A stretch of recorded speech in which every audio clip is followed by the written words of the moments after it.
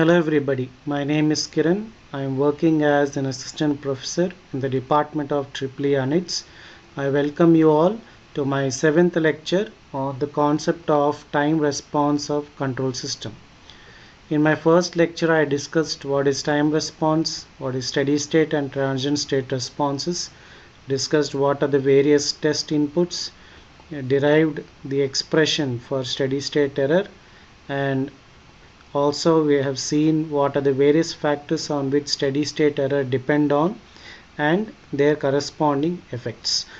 In the second lecture we have seen some of the tutorials based on various error coefficients, that is Kp, Kv and Ka, and their corresponding steady state error for step, ramp and parabolic inputs. In the third lecture has derived the expression for time response of first order system with step input, ramp and parabolic inputs. Also derived the expression for time response of second order control system with unit step input under 4 cases, that is underdamped, undamped, overdamped and critically damped systems. In the fourth lecture we have derived the expression for various time domain specifications, that is rise time, peak overshoot and settling time. In the fifth and sixth lectures we have discussed various tutorials based on second order control system. In the final lecture today we are going to see what is PID controller. Just we are going to give you the introduction to PID controller and what are the contribution of each controller and how it is affecting my control system. And time permits, we are also going to see some of the tutorials based on this PID controllers. So PID stands for proportional integral derivative controller. So generally a controller is a device which when introduced in feedback or forward path gain will control both either steady state as well as transient response as per our requirement. So the block diagram of PID controller is as shown. So here we can see this is the proportional part, this is the integral part and this is the derivative part. Okay, so proportional is part is, as you can see, directly proportional to the error E of t. Integral is proportional to the integral of the error E of t, and derivative is proportional to the derivative of E of t. So we'll see in detail one by one. First, proportional controller. So it gives, as we have seen from the block diagram, it gives an output which is directly proportional to error signal E of t. So it can be written as Kp into E of t plus some offset value P naught. So if I take Laplace transform, that will give me Kp into E of s. Hence the transfer function of the proportional controller will be Kp. And when the error is 0, the controller output is not 0 because we have some offset value constant here. So therefore the major disadvantage of the proportional controller is it produces some offset error. Even though the error is 0, the output is not becoming 0. Okay, so because of that offset error. This is the general block diagram of the proportional controller. So this is my plant and this is my P controller Kp. So using block diagram reduction technique, if I try to find the transfer function of proportional controller, that will give me, so this is the open loop, that is omega n square by s into s plus 2 zeta omega n is the open loop transfer function, assuming that Kp is 1, and when I try to solve that, that will give me my closed loop transfer function of proportional controller as omega n square by s square plus 2 zeta omega ns plus omega n square. Next, coming to integral controller gives an output which is directly proportional to the integral of the error signal e of t. The expression can be written as some constant ki integral e of t.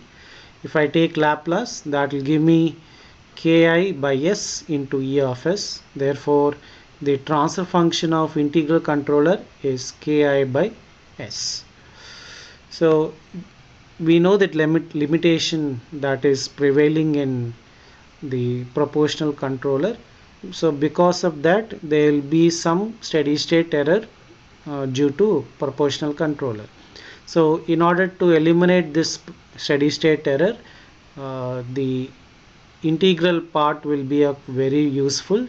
So the integral controller will provide the necessary action to eliminate that steady state error which was existing in my proportional controller. So this integral controller will integrate that error over a period of time until the value becomes 0. So it will hold the value to the final control device at which the error becomes 0. So this will also reduce its output when a negative error takes place. So it will limit the speed of the response. It will affect the stability of the system. The speed of the response can be increased by decreasing the integral gain ki. So as the gain of this integral controller decreases, the steady state error will also go on decreasing. If the error is 0, this controller output will not change. So it can have non-zero value because the output always depends on the history of error and not on the instantaneous value of the error. Okay. So these are the plots for error and the controller output respectively. This is the block diagram of integral controller. So if I assume ki as 1, so it may not be true in all cases, but the open loop transfer function will be omega n square by s into s plus 2 zeta omega n into k by s. And the closed loop transfer function can be calculated by applying block diagram reduction techniques, and upon that I will get the transfer function as omega n square ki divided by s cube plus 2 zeta omega n s square plus omega n square into ki. So the next is the derivative controller. It gives an output which is directly proportional to the derivative of the error signal. It can be written as kd into d by dt of e of t. So if I take Laplace, that will give me s into kd into e of s. So the transfer function of derivative controller will be s into kd.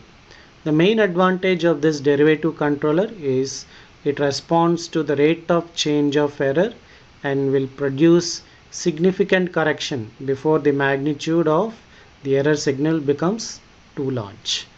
So this controller will anticipate the error and initiates the early correction, which tends to increase the stability of the system. So thereby the transient response of the overall system will be improved. So when the error becomes 0, the controller output is also 0. But when the error is some constant, the controller output is also 0. When error is changing, the controller output also changes. So this is an overview of how rise time, settling time, peak overshoot and steady state error will vary with respect to Kp, Kd and Ki. Okay. So this is the overall block diagram of derivative controller. So the open loop transfer function will be omega n square into s into kd divided by s into s plus 2 zeta omega n. and upon applying the block diagram reduction techniques, that will give me closed loop transfer function as omega n square skd by s square plus 2 zeta omega n into s plus omega n square s into kd. Next is my PD controller. My PD controller will give an output which changes corresponding to the proportional plus derivative of error signal E of t.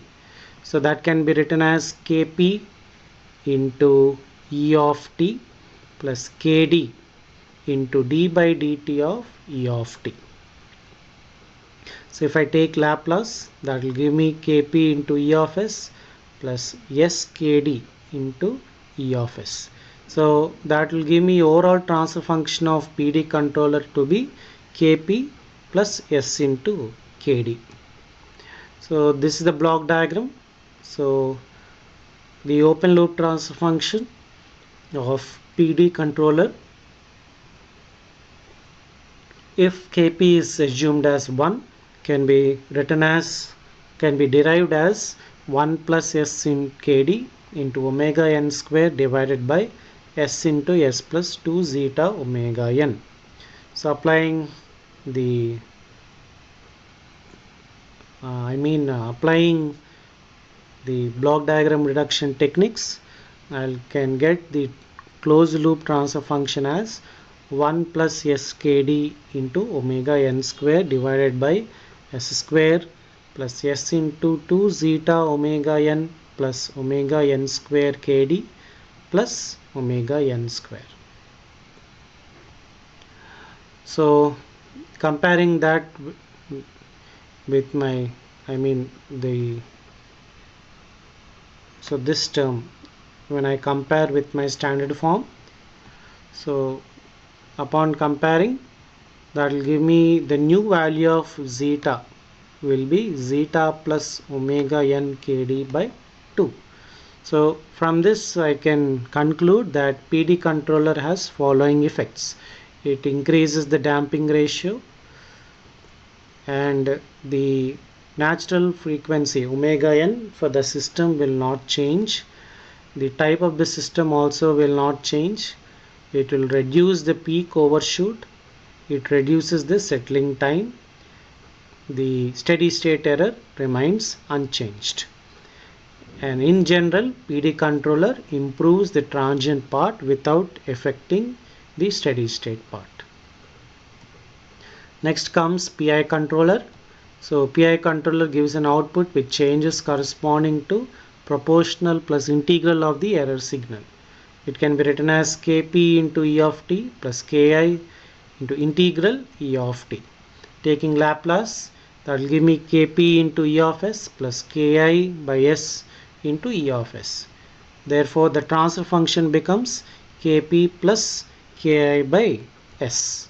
So this is the block diagram. The open loop transfer function will be 1 plus Ki by s into omega n square divided by s into s plus 2 zeta omega n, assuming Kp is to be 1.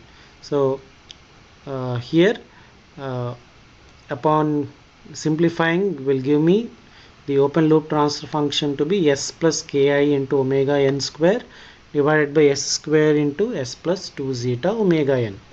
Applying the block diagram reduction technique will give me my closed loop transfer function of PI controller to be s plus Ki into omega n square divided by s cube plus 2 zeta omega n s square plus s into omega n square plus omega n square into Ki. So PI controller has following effects on the system. It increases the order of the system, it increases the type of the system, and the value of Ki should be designed very properly in order to maintain the stability of the system. The steady state error reduces. So in general, PI controller will improve my steady state part. Next is the PID controller. It gives an output which changes correspondingly to proportional plus derivative plus integral of the error signal. it can be written as Kp into E of t plus Ki integral E of t plus Kd d by dt of E of t. Upon taking Laplace, that will give me Kp E of s plus Ki by s into E of s plus skd into E of s. So the transfer function of PID controller will be Kp plus Ki by s plus s into Kd. Okay, this is PID controller. Okay, next is the block diagram. This is the block diagram of PID controller. So the open loop transfer function will be s plus Ki plus s square Kd into omega n square divided by s square into s plus 2 zeta omega n when Kp is assumed to be 1. And closed loop transfer function of PID controller will be s plus Ki plus s square Kd into omega n square divided by s cube plus 2 zeta omega n into s square plus s plus Ki plus s square Kd into omega n square. So designing this controller will be much more complicated when compared to PI and PD controllers. Next is the rate feedback controller, or in other words output derivative controller. So this can be achieved by feedbacking the derivative of the output signal internally using tacho generator and comparing it with my signal proportional to error signal. So that can be written as K into E of t minus Kt into d by dt of E of t. Okay, so that is I'm sorry, d by dt of C of t, where C of t is the output and E of t is the error. So taking Laplace, that will give me k into E of s plus skt into C of s. Therefore the transfer function of rate feedback controller will be k plus s into kt. Yeah, this is the block diagram. So if k is assumed to be 1, that will give me open transfer function of rate feedback controller to be omega n square by s into s plus omega 2 zeta omega n plus kt omega n square. And the closed loop transfer function will be omega n square by s square plus s into 2 zeta omega n plus kt into omega n square plus omega n square. So comparing this with my standard form, that will give me the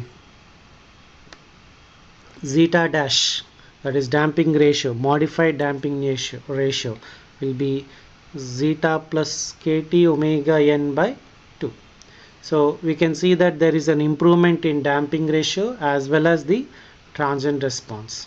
Here Kt especially must be designed very carefully so that zeta will not cause any large increase in steady state error. So next we will discuss some of the tutorials based on the controllers. The figure shown PD controller is used for the system. Determine the value of TD such that system will be critically damped and calculate settling time. So first, using block diagram reduction technique, I will first obtain the overall transfer function. These two blocks are in parallel, so that will become 1 plus STD. So now if I find the overall transfer function, that will give me the expression of C of s by R of s to be 4 into 1 plus STD divided by s square plus 1.6 plus 4 TD into s plus 4. Comparing this with my standard form, so omega n square is 4, so that will give me omega n to be 2 radians per second.